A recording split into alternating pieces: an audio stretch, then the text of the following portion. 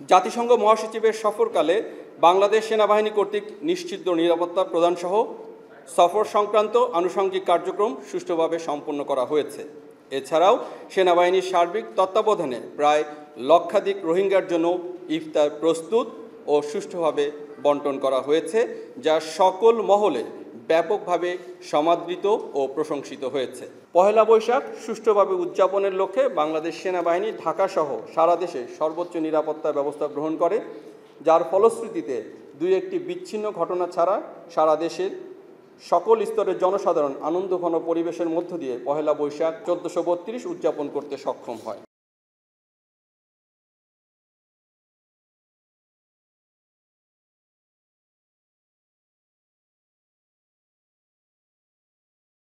ঈদ পূর্ব গার্মেন্টসে অস্থিরতা মোকাবেলায় সেনাবাহিনী, মালিক পক্ষ, শ্রমিক পক্ষ, মন্ত্রণালয়, শিল্পাঞ্চল পুলিশ ও বিজিএমই সহ সংশ্লিষ্ট সকলের সাথে সমন্বয় সাধন করে শ্রমিকদের বেতন ও ভাতা পরিশোধে বিশেষ ব্যবস্থা করে, যা শ্রমিকদের মাঝে ঈদ পূর্ববর্তী গতানুগতিক অস্থিরতা প্রশমনে অত্যন্ত কার্যকর ভূমিকা রাখে। গত 2 মাসে দেশের আইনশৃঙ্খলা রক্ষায় বাংলাদেশ সেনাবাহিনী অন্যান্য আইনশৃঙ্খলা বাহিনীর সাথে সমন্বিত উদ্যোগে বিভিন্ন ধরনের অপরাধের সাথে সম্পৃক্ত মোট 2457 জনকে এবং এ যাবৎ পর্যন্ত প্রায় 8000 জনকে বিভিন্ন স্থান থেকে গ্রেপ্তার করেছে,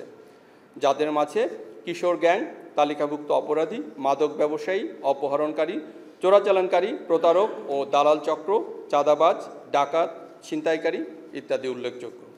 এরই ধারাবাহিকতায় গত 2 মাসে সেনাবাহিনী 320টি অবৈধ অস্ত্র ও 564 রাউন্ড গোলাবারুদ এবং এ পর্যন্ত প্রায় 9000-এর বেশি অবৈধ অস্ত্র ও প্রায় 3 লাখ রাউন্ড গোলাবারুদ উদ্ধার করেছে।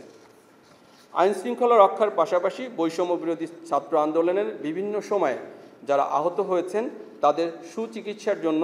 সেনাবাহিনী অদ্যাবধি 4340 জনকে দেশের বিভিন্ন সিএমএইচে চিকিৎসার ব্যবস্থা করেছে, যার মধ্যে 43 জন এখনও